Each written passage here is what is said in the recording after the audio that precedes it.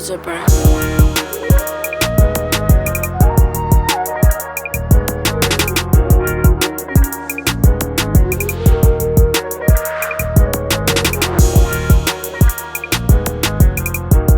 All right, we back. New episode of Just Landed, Jetsetters edition. And look, you know what I'm saying? I got a very special guest in the building. You know what I'm saying? Hey, I know a lot of y'all looking like who this lady is. For the ones who don't know, y'all about to find out. But go ahead and introduce yourself and let people know who you are. Okay, what's up, everybody? My name is Francheska Gwenadette. I am the executive producer of the In Table Talk. I also own my own beauty line called Focus Beauty. And I also have my own production company called Saved and Savage Productions. Okay.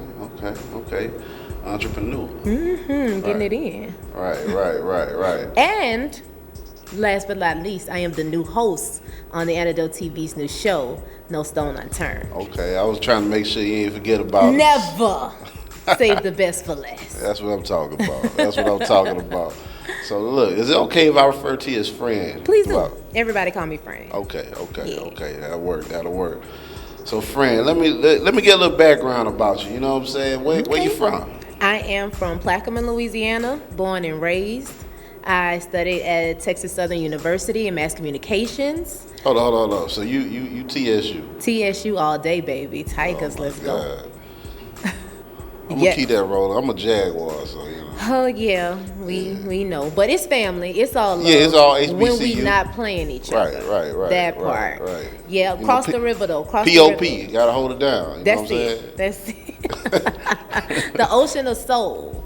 That's what they call the band at TSU, but there's no match for the Human Jukebox. Right, we all know that. The Human Jukebox you know it's go real. hard, so no playing, no games. Definitely. But yes, I'm from Cross the River. Okay. On that side, the west side, and we've been holding it down. I feel like the west side is really where it is.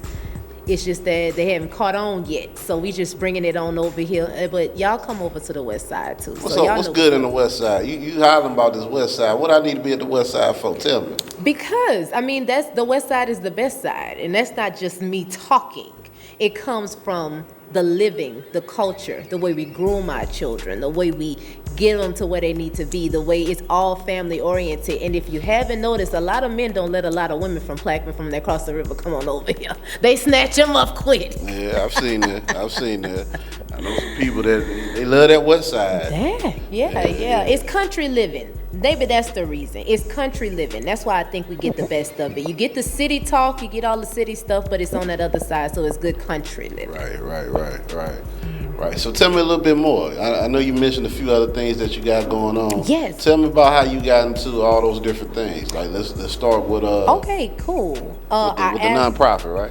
Yes, and I'm also the director of disabilities with Families Helping Families of Greater Baton Rouge. I am in the nonprofit business, so the nonprofit business can be one that you have to have a heart for. Right. You know, it's not about the paycheck, it's all about the people. Yeah. And I am in the field to work with families with disabilities. Right. And so that's a whole nother field that your heart have to be there. Right. When you say disabilities, what kind of disabilities are we talking about? All things disabilities, developmental disabilities. I also work with early steps. Early steps works with babies from 0 to 3 years old. Right. So we start as early intervention. If your baby's not walking in time, or my baby is about to turn 1 year old, but he's not talking. Right. When you start feeling those developmental delays, that's where we come into play. And then we don't leave the child at high school or whenever the child's ready to transition into life. We stick with them until they're ready to let us go. Until they say, listen, I don't think I need the support of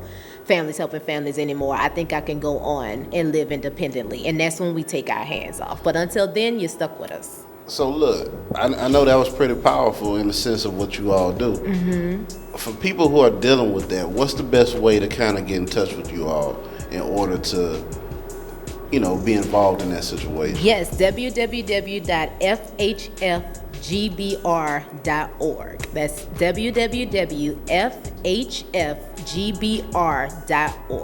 And that's the best way you can get in touch with us, because we are based right here in Greater Baton Rouge. There are several families helping families, but there's one specifically for the Greater Baton Rouge region. And we serve 7 parishes. That's East Baton Rouge, West Baton Rouge, East Feliciana, West Feliciana, Ipperville, Ascension, and Point Capee. Right. So anywhere in the Greater Baton Rouge region, if you know someone with a disability or a developmental delay, if you know a veteran who's disabled at this point, wasn't always disabled at birth, just accident happened, Right. A limb was lost. Anything that you're dealing Even with like at that time. PTSD and all that. All they're of dealing the with all above. that. Yes. All things disabilities and all things mental health, because mental health kind of get lost in the disability conversation. Right. But mental health is definitely something that we want to lock in on, because especially in the Greater Baton Rouge region, we feel like we need to tap into it, because the mental health crisis here in the capital area is severe. So look, before we get into the other things that you're involved in, you kind of touched upon mental health. And my thing is, I see a lot of cases of mental health, especially, with us doing like our giveaways to the homeless and things of that nature, knowing that a lot of those people just haven't been treated for the illness. That's right. So what do you think could be done to maybe bring more awareness to mental health, or just improve the overall situation that we have in Baton Rouge with so many people dealing with it and not necessarily having it taken care of? Normalizing mental health and making it a part of something that we take care of, just like we like to take care of our weight. I like to, stay fit, stay in shape. My mental health is just as important as what I eat every day or what I consume, because all of that plays a part in the way that I think. My mental health is my thinking, the way that I project, the way that I see things. So a lot of times we don't actually have true conversation. How you feeling today? I'm good. Well, how's it going? Oh, it's straight. That is not telling me what's going on with you. That's not telling me what's on your mind. That's not telling me what you're feeling. But we have been conditioned to say, if you're not doing okay, if your answer is not, I'm good, then what's wrong with you? Right. Why are you not good? What you going through? Who did you something? Why are you angry with the world? What? Are you a veteran? Why aren't you okay? And a lot of times it's just the fact that I woke up mad, or I went through something, or I sat in traffic too long. A lot of times we don't tap into our mental health because we don't actually want to be honest in the way that we actually feel. I don't feel like it today. I'm not in the mood. Miss me with that. I don't have the capacity to deal with you right now. Right. The simple things that can actually cure us from depression, from generational depression. Let's talk about that. What was handed down to me from my daddy, my grandfather. Well, a lot of that's DNA even. You know what I'm saying? A lot of that comes from DNA. That part. That's why a lot of times when people say, I feel like I've been here before, that's your DNA talking to you. That part. So I definitely agree with you on that. Based off of that too, dealing with mental health, what do you think would be the best way to address when you believe you have an issue? Because I don't think some people truly know, okay, something's wrong with me, where should I go, or what should I do? So let's say you just, something doesn't seem right, you don't feel right. What would you recommend that they go do first? I'll recommend first accept the fact that you don't feel okay. It's okay to not be okay. Let's say that. A lot of times we brush off that feeling of I'm not feeling like myself. So as the more you brush off a situation and you pile it under the rug, it becomes a mountain of dirt. Right. The reason why we don't actually give mental health a voice, because we want to actually see your disability. You have a limb. I could tell something not wrong with you. You're missing a limb. You're missing a hand. You're missing it. When it's not physical to the eye, I'm expecting you to be okay. So let me land on this. In reference to that, do you also feel like people are embarrassed to admit? Absolutely. And that's a big reason as to why they don't in the first place? Absolutely. Because I feel like also, too, people have the conception that with mental health comes being on certain kinds of medications, being put in places that you don't necessarily want to be associated with being in. That part. Do you feel like that is a big reason why people don't address their mental health issues? Yeah, because you about to say something wrong with me.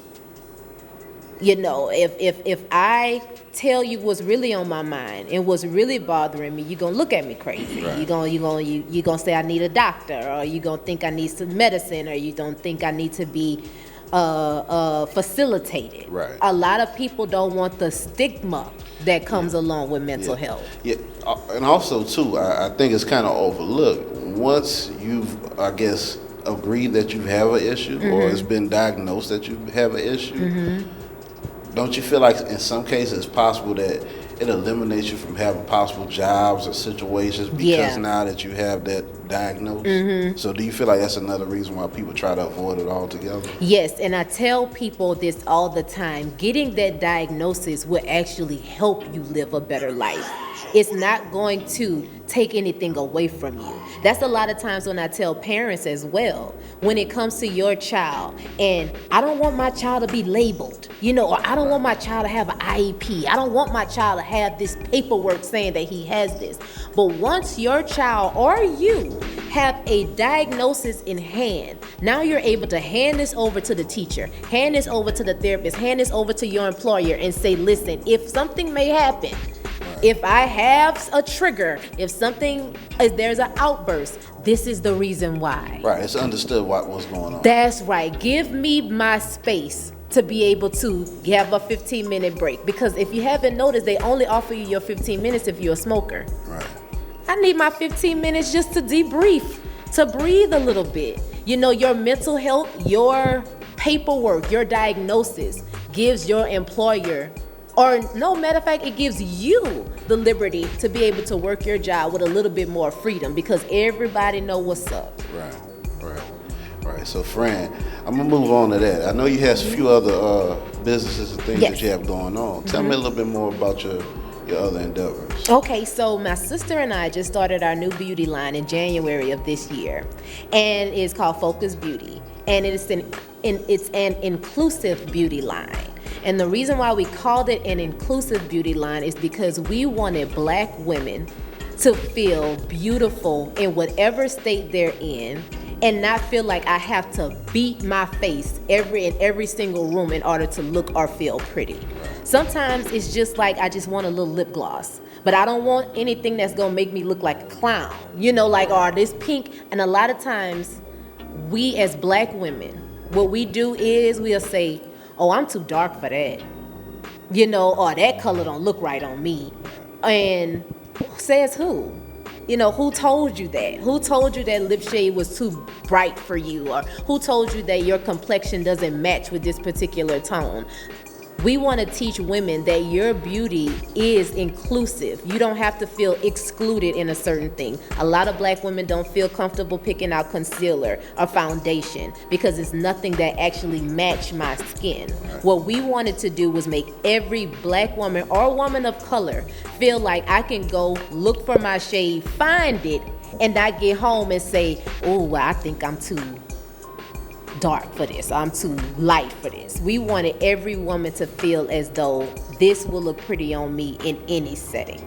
And so that was our intention with our beauty line, and it is really doing well, thank God. Like, it's doing what it's supposed to do. Right. Also, the end table. Well, hold on. Before we get to the end table, okay, I want to ask you some questions about that whole industry itself. Based off the fact of what you're saying and things of that nature, how do you feel about, I guess, so many people that's not of our culture who benefit off of selling to our culture when it comes to beauty supplies and cosmetics and things of that nature? What do you think about that, or how do you view that? Because I kind of feel like we understand ourselves better than anybody else. That part. Yet we don't tend to go to ourselves for the right kind of right kind of lane. I mean, so tell me, what do you think about that? My personal opinion is that we trust other people's opinion on what we look like and what they think is beautiful for us. Right. You know, a lot of times, and this is funny too, if you've ever seen on social media, or it's a meme that goes around that says how black women compliments uplift the world. You know, if you've ever been complimented by a black woman, you know, it makes you feel a certain type of way. But what's funny is that we'll take a black woman compliment and let that uplift us, but we wouldn't take her business and allow it to uplift us. Right. I think that we have found it almost impossible to look at our own culture and find that that's where we fit in. Right. You know, and I hope that makes sense, because make a whole lot of sense. Even though we buying up all the bundles, even though we the ones, you know, customizing these wigs, making them from scratch, it's black women who can make a wig in 10.5 minutes. You know, even though we have this ability, we still would want it in the hair gallerias. Right. You know, we will want it in their shops because that's where the clientele is. That's where they go and they shop. Right. But if I had the same wig on my website, just me personally, it would take so many different avenues for me to actually get my stuff out there. Correct. You know, it would take so much, where if it was at the beauty warehouse, they don't see me. Yeah. They see Junior Nip. Yeah. Correct. And I kind of was going in that direction because of the fact that I kind of feel like, too, we got to start making ourselves accountable for ourselves. And what I mean by that is, we got to, when we not supporting each other, it needs to be pointed out like, hey, you over there supporting these people, but you're not supporting your own. And it needs to be brought to light, because we can't keep ignoring it. We keep ignoring it, it's going to continue to go on. That's right. So I feel like it's also, too, a lack of accountability from the sense of not holding ourselves to a certain standard, because we set the standard in so many avenues. That part. Yeah. And I totally agree with what you're saying. We set the standard, but yet we want somebody else to sell it. Right. Because let's be honest, black culture sells better on white people. Right. I mean, think about it. If you go look at, even in Japan with the Japanese, they love black culture. You know what I'm saying? It was to the point where we look at the Olympics now. Breakdancing is a game in the Olympics. Yet we didn't have any black people participating, and we originated that. Correct. You know what I'm saying? So I kind of feel like we kind of let everybody come into our culture and take from our culture, and we don't really receive anything back. You know, I go on about this for days. Yeah. You know what I'm saying? I might touch back on it in the interview, but I want to get a little bit more into some of the other things you had going on, including, I believe, the end table, which you're about to speak into. And correct. And before we even go there, I want to shed a light on that black hair care owner of the beauty supply store. She's on Highland. She has her own shop.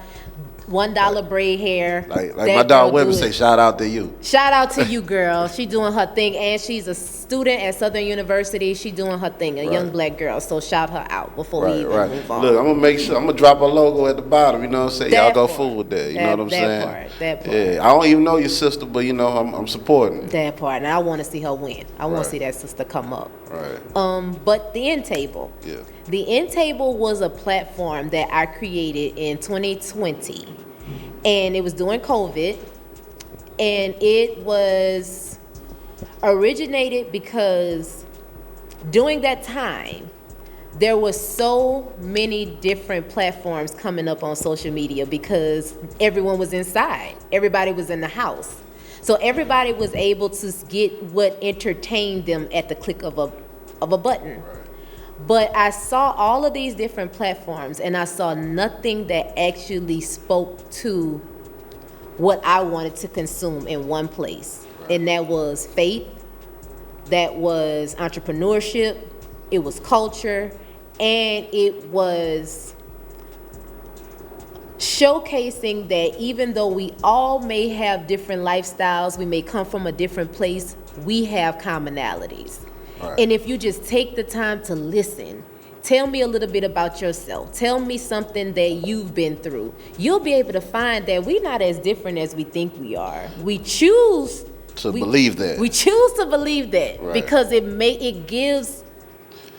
You know what it is? I think people think individuality means because you're exclusive that you're better or you're more. But in reality, being relatable goes a very long way. That part. Because of the fact that once you can relate to the people, you can give to the people, and the people can give to you. That was good. That was good. It also shows relatability will get you so much further than superiority. Correct.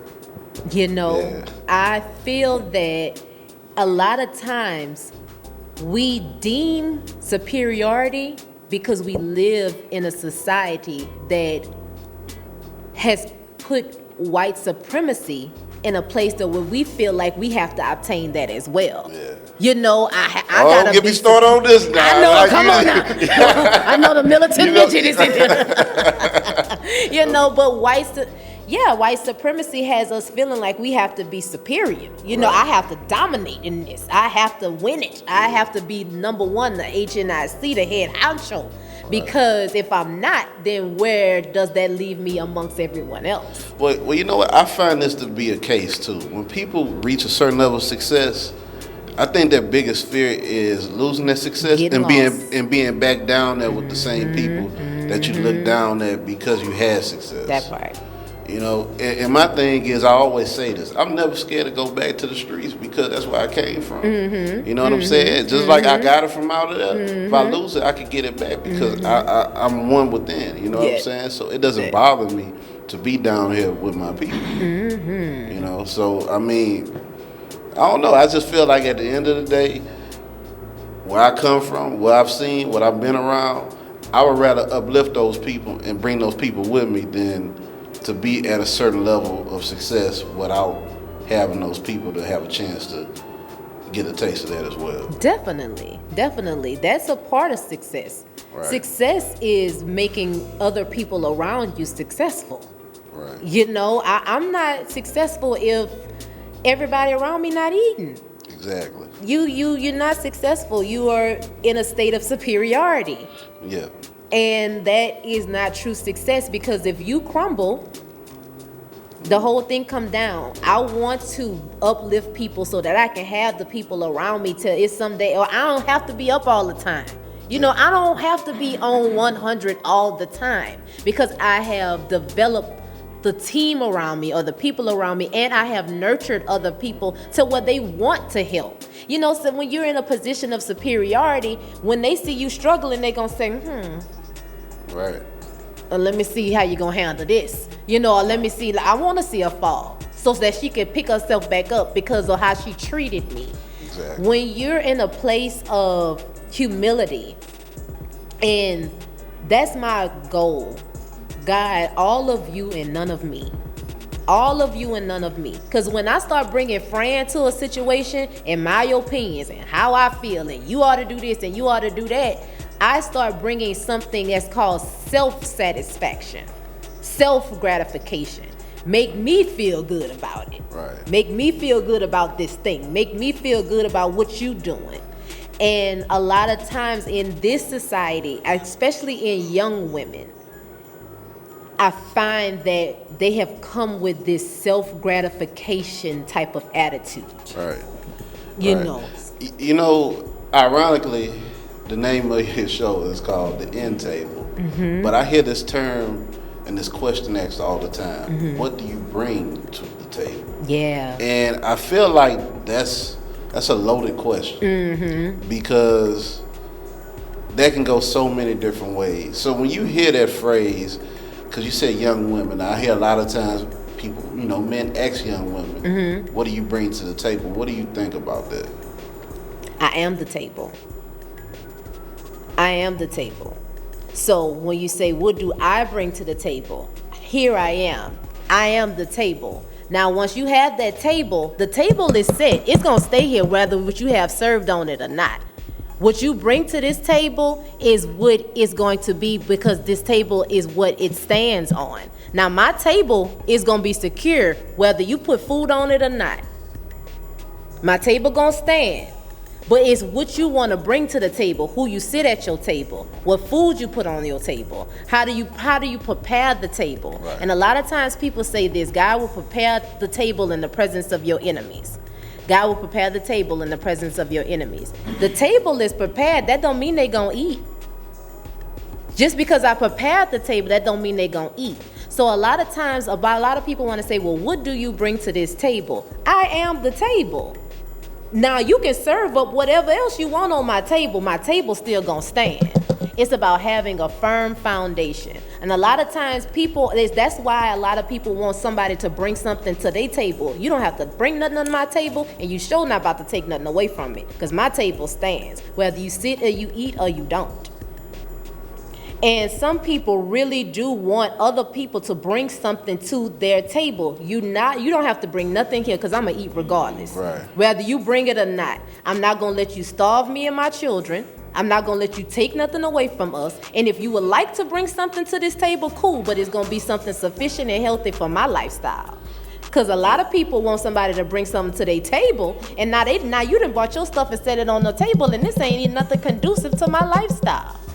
Like we were just saying about food and healthy living. If you looking for somebody to bring something to your table, I can see anything at your table. It look pretty, but it might taste like shit. Right. You know, don't look for anybody to bring anything to your table. So have your table set already. So based off of that, what would you tell young women, I guess, when looking for a partner? Mm-hmm. What kind of qualifications or character attributes should they be looking for? What would you recommend? Because I know everybody's different, mm-hmm. but it's some general things that I believe that they should be informed to look for when looking for a partner. Got it. I agree. And this is my answer to that. A man who finds a wife finds a good thing. A man who finds a wife finds a good thing. So that means that you can't make me a wife. When you found me a wife. So a husband does not make you a wife. You have to be a wife already. So a lot of times women, what they do is they're looking for a man to make them a wife. When you find me, you're going to find me a wife.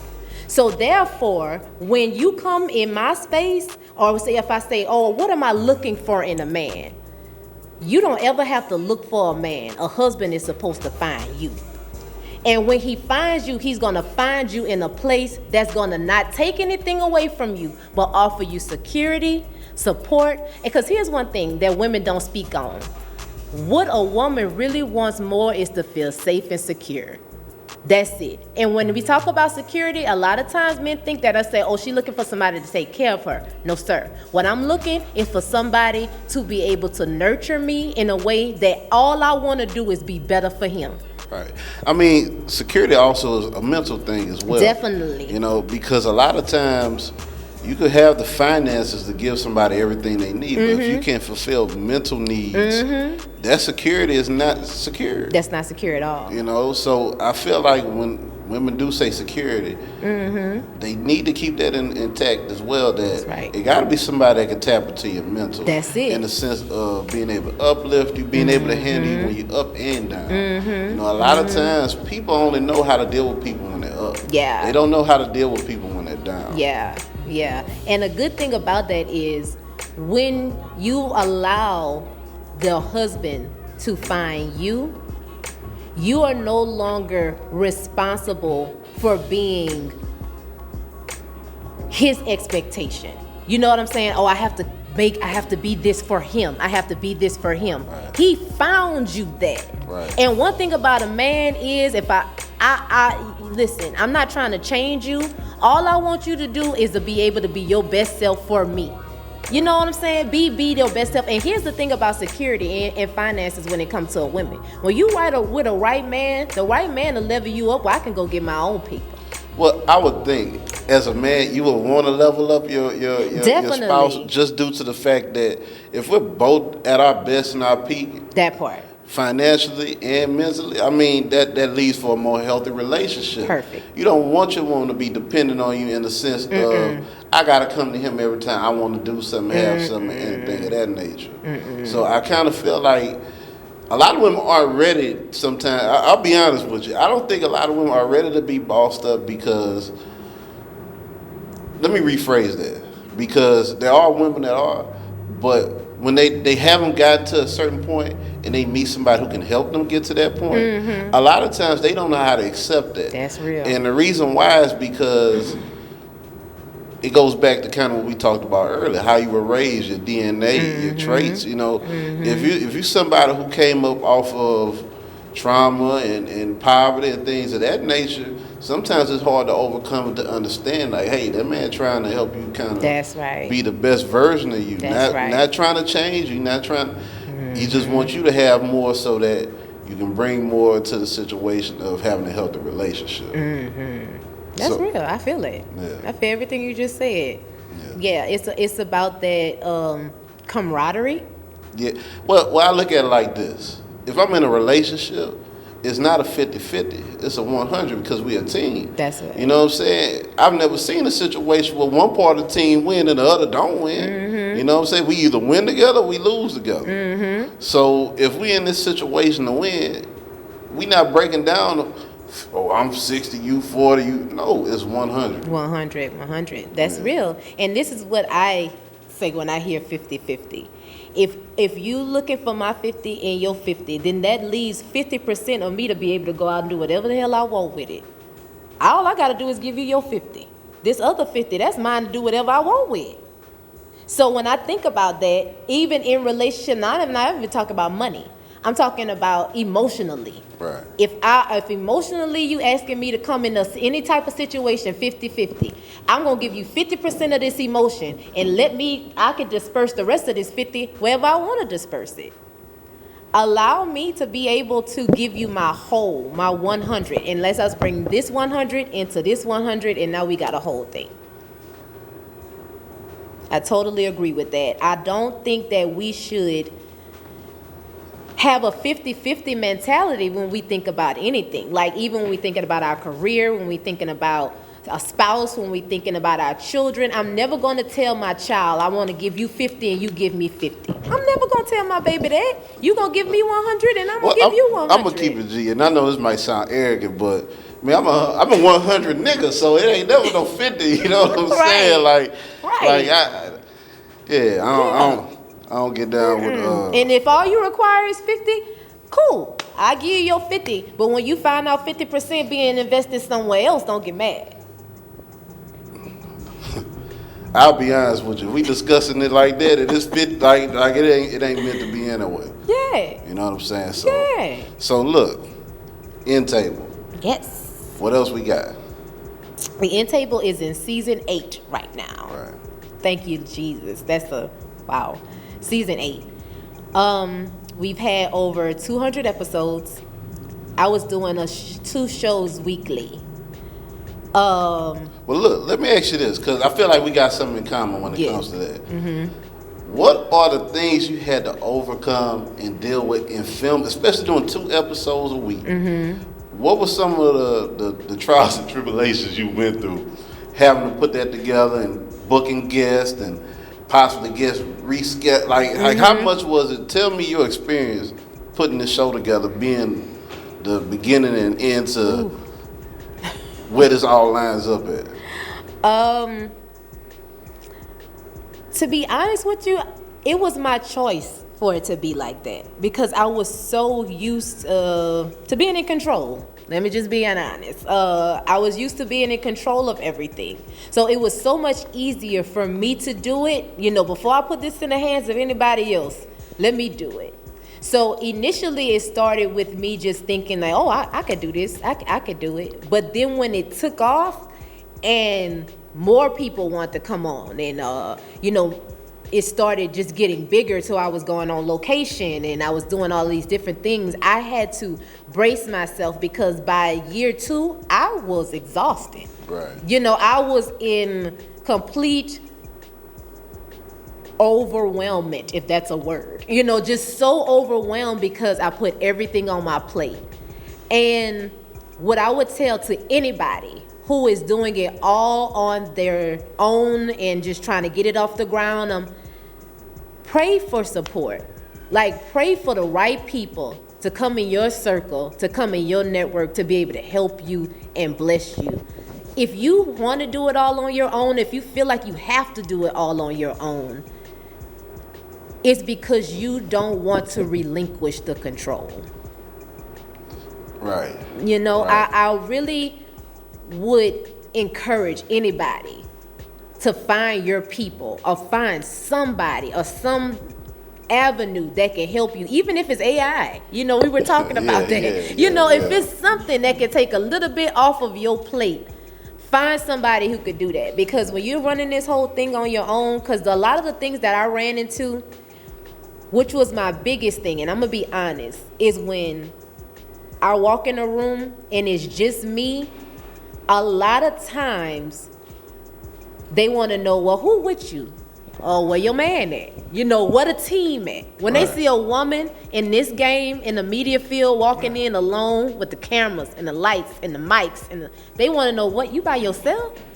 And a lot of times what happens is when you walk in a male-dominated field, and you are doing it all on your own, either they want to, well, let me help you out. You know what I'm saying? Or let me get in on this. Or I know a better way. You know, a lot of my biggest thing has been being a woman in a male-dominated field. Right. And having to stand on it and say, nah, I got it. You know, it's something, and that's a lot of times too why I had to keep it to myself, you know, and do it all on my own, because all help ain't good help. Well, you know what? I agree with you. I don't think that's a gender-based thing. Really? I think that's an opportunity-based thing. And I feel like when people see an opportunity, That makes sense. Yeah, they go and strike. You know what I'm saying? So that goes, I think, multiple ways. Because just relating to you working in media, you know, I've had people approach, hey, look, let me get on this, let me do this, let me do that. Things of that nature, but you just gotta be you gotta be able to judge character in this business. That's right. Because if you don't, you could be taken for extremely fast. You know, what's yours might not be yours anymore once you bring in certain people. That's right. You know, so you gotta be careful with who you work with. Which is why, based off hearing you talk, I got to give a few shout-outs. Please do. I got to give a few shout-outs. Let me give some shout-outs to all my people at the Antidote.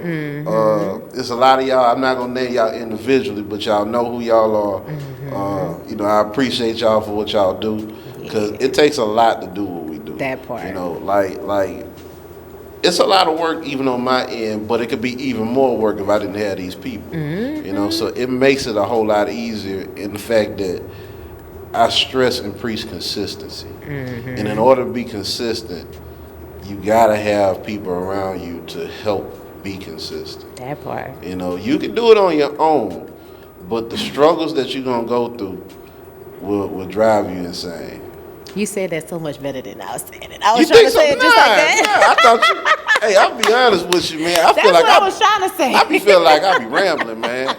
You know what I'm saying? You said it so much better than me, but exactly. Yeah, you cause so much more strife on yourself. Right. When you don't develop trustworthy people around you. And if you don't have anybody trustworthy around you, you have to start evaluating yourself. Well, friend, I'm gonna be honest with you. I'm gonna tell you something. I got a theory. Okay. I believe I'm gonna just use Baton Rouge as an example. Okay. Any place you go to has an ecosystem. You know what I'm saying? In the ecosystem, you have a variety of different animals within this ecosystem. Right. You have to understand that if you're a rabbit, you don't need to be hanging with lions. But you can live within the ecosystem of this, but you have to understand who you are and how to deal with these people. So it's not necessarily I could deal with somebody who might not be that trustworthy, but I have to put him in a box of he can't burn me doing this because I understand he's a snake. You get what I'm saying? I know if I'm a rabbit and I jump 3 times in front of a snake, I know a snake gonna get me. You know what I'm saying? So if I understand the ecosystem, I can live within it. I can coexist amongst them. But it has to be an understanding of who you are and who you're dealing with in order to move throughout that. Yeah, I think DMX said it best when he said you have to trust a snake to be a snake. Yeah. Yeah. You have to trust them. Trust a thief to be a thief. Trust a liar to be a liar. You know, I trust you to be who you are. Yeah. So, Fran, what else you had? You had on the agenda. I know you had a few more businesses. There was one other one I believe you had mentioned. Save the Savage Productions. Right. Those are burnt.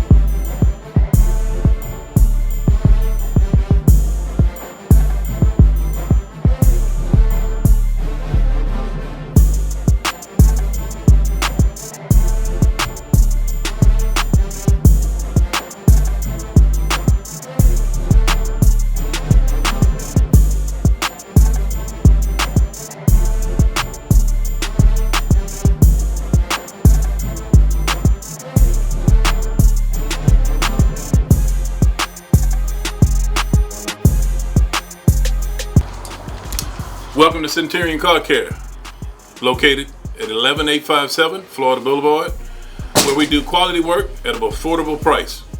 We also do paint and body, exhaust work, and any minor and major mechanic work. Best mechanic shop south of the Mississippi.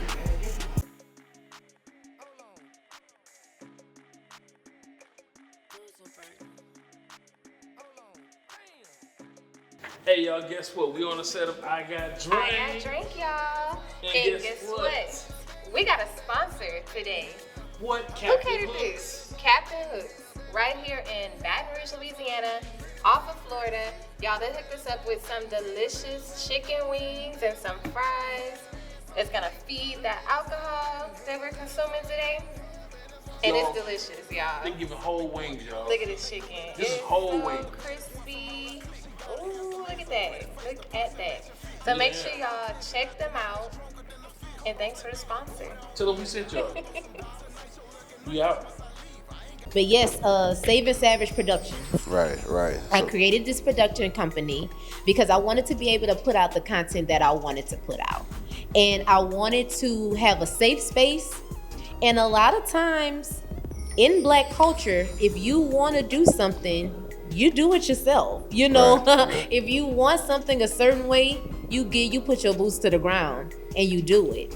And that's just a part of an entrepreneur spirit, but also learning, willing to learn. Yeah. And when you're not in a position to want any more no's, no more doors closed in my face. I'm gonna do it myself. Yeah. And so that's why, and that's exactly where I started, kinda. You know, why I did the production company. Because nobody really wanted to hear about faith. You know, nobody really wanted to hear you talk about, let me correct that. No one thought it was marketable to speak about being Black, faith, community, you know, mixing your politicians along with your rappers, along with your... Sound like the antidote. You know what I'm saying? That part, you know? So the antidote created this network so that we can be able to branch out those individual talents that we know lie in our community. Right. A lot of times, big markets, International Joe, what up? they not looking for that unless it in some type of way they know that this is going to. So you know, I found this funny. I came across this recently, a few weeks ago, and I realized that we might be bigger than I thought. And the reason why is because we had some guys come from LA. You know, shout out to Marcus Slink, Book Capone, I saw that. and they enjoyed it a whole lot being down here. But they also were impressed by the production of everything we were doing. Yeah. And that was amazing to me because they came from LA where it appears that they do that all the time. But the fact that we're doing it ourselves, Yep. no middleman involved, Yep. they were kind of impressed by that. You know, and I'm realizing that even with those bigger markets, nobody's taking the means to fully do this and push for this. That's right. So, That's right. You know, And it's so well respected in our demographic. Right. Because we're not in a big city. You know, you're not gonna find those big exec or those media companies just on your corner where you can just go walk and sell yourself. Right. Yeah, our demographic we're in a place where it's so impressive because it's like, man, you was able to do all this on your own, but yeah, where else was I gonna go? You know, it's no Sony down the street. Right. There's no Epic Records. There's nothing that I can just go to, put my hands on and say, listen to me.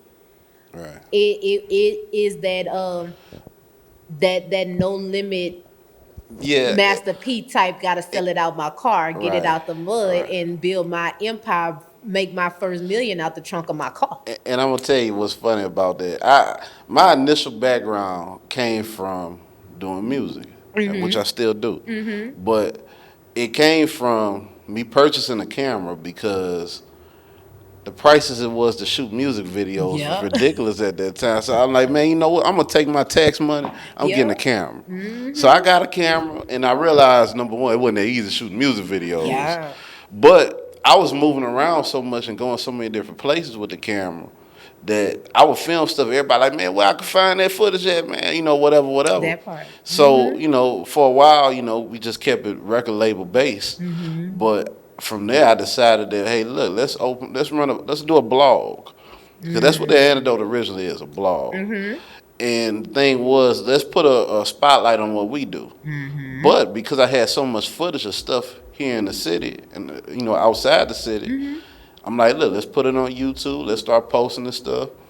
Next thing you know, we 20, 30 shows deep now to this day. That's and, you know, content, footage, everything else. Like, That's a blessing. it's grown to heights that I never expected due to the fact that it kind of all started with me trying to save money on music videos. Yeah, exactly. Right. Yeah, that's, man, it's in our DNA, especially, you know, it's like, before I keep getting these no's and before I get this door slammed in my face, before I actually give up, let me see if I can do this on my own. Right. You know, let me see if it's gonna hit. And when you believe in something, when you believe in yourself, and when you know that this is my calling, this is my purpose, it's hard to shake it. It's hard to shake it. But but even in that, that's when you're gonna get your most trials, the most tribulations, definitely. the most stones thrown at you. But you know what though? That's when you learn all the lessons you need to learn so that when it's time to elevate, you don't make certain mistakes. Correct. So you gotta go through that. Correct. You know? So I'm with you 100% on that. Yeah. Appreciate them lessons, huh? Yeah. Like you told me, I don't look at L's. I don't take L's. I have Oh, lessons. you remember that, huh? Chill, bull. Got you. Yeah. So I mean, it's a lot of I don't know. I've been through a lot doing this, and I'm pretty sure you have too. Just knowing that to do 8 seasons of a show consistently. Yeah. No stops. That says a lot about your determination, and I feel like determination a lot of times is the true factor between whether you're gonna be successful or not. Because everything else can come with time. You can get smarter over time. You can get better at your craft over time. Correct. But you need determination to get overtime. Overtime. That's right. That's it. Yeah. I couldn't have said that better. The overtime part is actually just getting there. You know, it's withstanding the test of time. Right. Because all time ain't good time. Exactly. And so am I dedicated to it to the point to where I'm going to withstand in the time when I don't have the money, you know, the people ain't checking for me. Right. There's been times where I've had 10,000 views. There's been times when I had 3 views. Right. You know, but I had to keep going. I couldn't let the day where I'm only having 3 views stop me. I had to keep going. And eventually, on those days when I did have the 3 views on this particular episode, I was getting 500 on another one. You know, Right, it was like, it's like, okay, well, I have to keep going. Because if I stop now, you know, then what? You know, then what? So look, I want to ask one more question. I know we doubling back into the end table. No problem. But who was your most memorable guest that you feel like you had on the end table? I know all your guests are special, All my guests are special. All your guests are All my special. guests are special. but anybody in particular, any few that stood out to you in reference to like just like wow, that was amazing, or I really enjoyed that, or it did numbers that you never expected. What are some of the moments that stood out the most for you? Okay, I would say it was actually in season 8.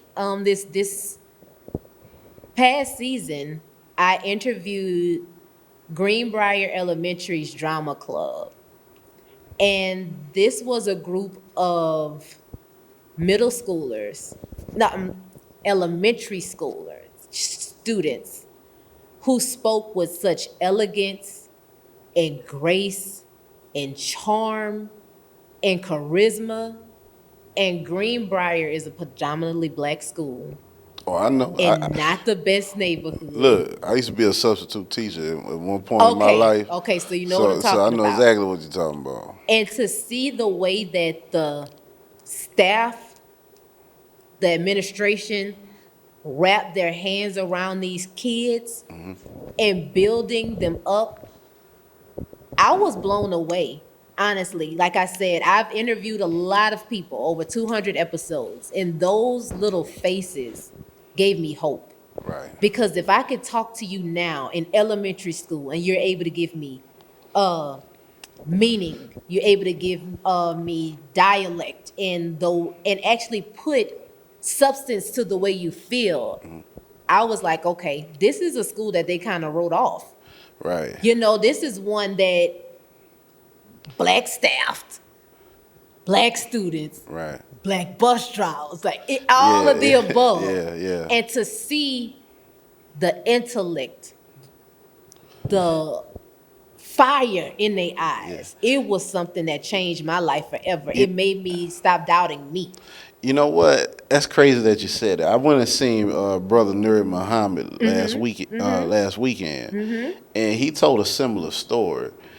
But he also made a point of this, because they did a study on this. Okay. How at those ages, how ambitious those kids are to be anything they want to be. But the problem, I think, as a community that we're having is, by the time they reach 15, 16, 17 year old, they don't have those same ambitions to be those things that they said they wanted to be when they were young. So what is being lost between those age spans where we don't believe we can be all those things we initially said we wanted to be? Our environment, what we see on the day-to-day, a lot of times it makes us feel like we're so limited to what can actually happen. Right. I felt that when I was doing the end table, you know, and I'm adult, grown, you know, I felt like, oh, wow, if I really want to do this, I might have to go to Atlanta. I might have to go to LA. I might have to go to New York, somewhere where it is more mainstream. Right. When we look at everything that may be against us, sometimes it's hard to see all the things that is really on our side. Right. Environment, if we are even in tap to any type of media here in Baton Rouge, let's just say the news, for instance, it makes us feel like our resources are so limited. Yeah. When we can say, yeah, you know, it's not very much or a lot of things that we can go and do, but we have it. We just have to tap into it. Right. I mean, I agree with you, because one thing I noticed was looking at the boards and commissions here in Baton Rouge. Yeah. They have a lot of different things to where if you go to those meetings or you go to deal with those particular boards, they have opportunities for you, but So. we as people don't really exploit having those options available. Tell the truth. Of course, it's due to us having a lack of knowledge that is available, but also too, we